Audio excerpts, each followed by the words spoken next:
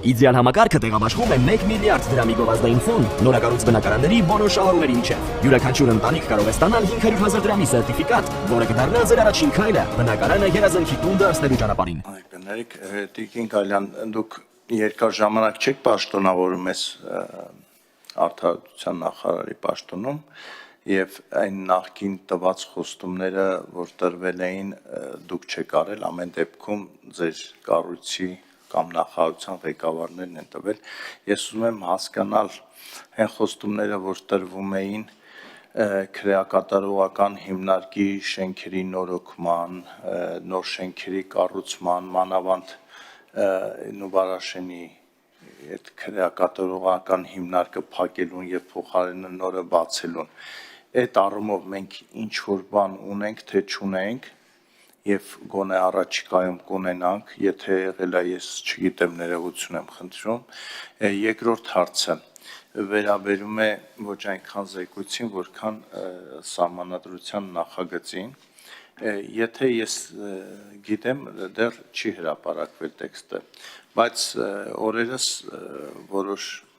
Facebook-յան էջ ասեմ, թե լրատվամիջոց ասեմ, հրապարակել է, ասում մեր ձեռքի տակ են հայտնվել սահմանադրության տեքստը։ Այսինքն ինչպես կարող է, եթե չի որոշվել, որ հրապարակի, ինքը սահմանադրության տեքստը հրապարակվում է։ Դա ձեր կարծիքով մտահոգիչ է, թե ասենք ոչինչ, որ ուղղակի ժամկետների խնդիր է։ Եվ երրորդ հարցը, ձեր կարծիքը, ես կցանկանայի, որ որպես արդարադատության նախարար, ասեք ի վերջո ատելության խոսքը, սպառնալիքը պետք է պատժվի օրենքով, թե չպետք է պատժվի։ Օրինակ, օրերս կարդում եմ մի հրապարակային քաղաքական գործիչ իր անուն ազգանունով մեկ այլ գործչի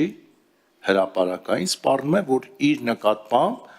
բռնություն են կիրառելու, ընդ որում ակնարկում է, որ սեռական տիպի բռնություն է կիրառվելու։ Ու կոնկրետացնում, ասում է այսպես։ Հիմա մենք ինչ երկիր են կառուցում, որտեղ ով ասիում կարա սպառնա այդպիսի սպառնալիքներով, թե ի վերջո պետքա սա պատժվի օրենքով։ Ես ձեր կարծիքը ուղղակի կցանկանամ իմանալ։ Շնորհակալ եմ շատ հարցերի համար, բայց մինչ ձեր հարցերին անդրադառնալը ինձ թվական տվյալներ ուղարկեցին հաշտարարության Տիկին Ղազարյան։ Այս թվերը հնչեցնեմ ու անցնենք մյուս հարցերին։ Էլեկտրոնային համակարգով մուտք եղած հաշտարարական գործերը 1045-ն են եղել, որոնցից 860-ը ավարտվել են այս պայթրությամբ։ Ատելության խոսքի հետ կապված մենք ունենք քրեական պատասխանատվություն ատելության խոսքի համար, եթե այդ խոսքը հարուցում է կամ հրահրում է թշնամանք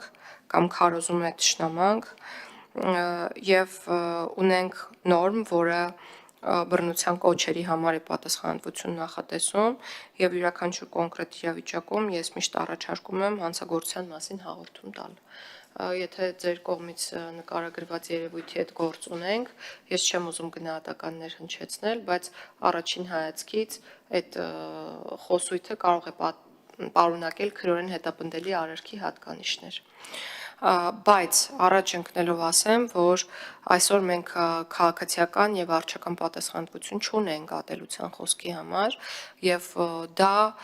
բերում է նրան, որ մարդկանց թվում է իրենք ինչ ասես կարող են ասել եւ դա տեղավորվում է խոսքի ազատության սահմանների մեջ, բայց այդպես չէ եւ որպեսզի այդպես չլինի նաեւ հողի վրա իրականության մեջ մենք ունենք օրենսդրական նախաձեռնություն ատելության խոսքի համար սահմանելու ոչ նյութական վնասի հատուցման հնարավորություն, ինչպես վիրավորանքի ու զրպարտության պարագայում է,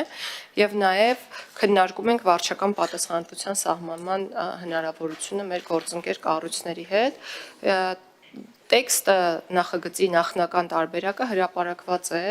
idraft.am կայքում եւ ցանկացողները կարող են ծանոթանալ դրա բովանդակությանը։ Սահմանադրության տեքստի հրապարակման հետ կապված ես ուզում եմ նշել, որ սահմանադրության նախագիծը չի հրապարակվել։ Իսկ թե ինչ է հրապարակվել, ես չգիտեմ, չեմ կարող ասել, միայն կարող եմ ասել, որ մենք բազմաթիվ աշխատանքային վարժություններ ենք արել ժամանակին, գրել ենք, ջնջել ենք, գոյություն ունեցող սահմանադրության վրա փոփոխություններ ենք արել եւ այլն, եւ կարող է լինել այնպես, որ քաղաքացիների կամ անձանց ձեռքի տակ հայտնվեն աշխատանքային հարյուրավոր տարբերակներից որոշները։ Ես ոչ վատ եմ վերաբերվում, ոչ լավ եմ վերաբերվում, ինձ մեկ է, ես կարող եմ միայն ասել, որ պաշտոնապես տեքստը չի հրապարակվել, բայց կհրապարակվի իհարկե, եւ ինձ մեկ հանգամանք է մտահոգում, որ հրապարակողները կամ լրատվական միջոցները փորձում են աժիոտաժ ստեղծել այս հարցի հետ կապված եւ փորձում են այնպես ներկայացնել երևույթները, որ մարդկանց թվա թե ինչ որ կոնսպիրատիվ տեսությունների հետ մենք գործ ունենք կամ կոնսպիրացիաներ են արկա մեր արարքներում եւ այս օգտագործելով նաեւ առիթը եւ այս հարթակը ուզում եմ մեկ եւ միակ կարևոր բանը կրկին շեշտադրել այս համատեքստում սիրելի քաղաքացիներ դուք տեսնելու եք տեքստը լիովին ծանոթ եք լինելու դրան եւ հնարավորություն եք ունենալու որոշել ունենալ նոր սահմանադրություն թե ոչ։ Սա միակ բանն է, որ մենք կարող ենք ասել այս պահի դրությամբ։ Ինչ վերաբերում է Նուբարաշեն քրեակատվական հիմնարկին եւ առհասարակ վերանորոգման աշխատանքներին քրեակատվական հիմնարկներում Ես պետք է ասեմ, որ նոր քրեակատվական հիմնարկ ունենալու խոստումը ոչ թե նախորդ նախարարներին է եղել, այլ բխել է քրեակատվական եւ պրոբացիայի ոլորտի ռազմավարություններից, այսինքն դա ռազմավարական առաջնահերթություն է եղել, բայց ինչ-ինչ պատճառներով այդ փոփոխությունը կարևորագույն հետաձգվել է, բայց մենք չենք հրաժարվել այդ գաղափարից։ Հենց հիմա բանակցում ենք մասնավոր ընկերությունների հետ, փորձելով հասկանալ, թե ինչպիսին կարող է լինել նրանց գնառաչարկը քրեակատվական հիմնարկ կառուցելու, որպեսզի համադրենք մեր իրական հնարավորությունների եւ այլընտրանքային լուծումների հետ եւ կարճ ժամանակում կարծում եմ, որ վերջնական որոշում կունենանք, թե ինչ ճանապարհով ենք առաջ շարժվում, բայց միարժեքորեն պետք է նշեմ, որ Նուբարաշեն քրեակատվական հիմնարկը ապագայում տեղ չունի, այսինքն ինքը փակման ենթակա քրեակատվական հիմնարկ է։ Մյուս հիմնարկների հետ կապված մեծածավալ վերանորոգման աշխատանքներ ենք իրականացրել Նաև այդ վերանորոգման աշխատանքներին մասնակից դարձնելով անազատության մեջ գտնվող անձանց, այսինքն ապահովել ենք նաև իրենց աշխատելու իրավունքը եւ 40-ից 50 օբյեկտով ավել ենք վերանորոգել, քան նախորդ տարվա ընթացքում, այսինքն նոր թափով մեծ ծավալով վերանորոգման աշխատանքները շարունակվում են։ Արձագանք։ Շնորհակալ եմ պատասխանների համար, հանգամանալից պատասխաններ էին, ես մի հայլ հարց տամ, Տիկին Գալյան, հանրության մեջ այսպիսի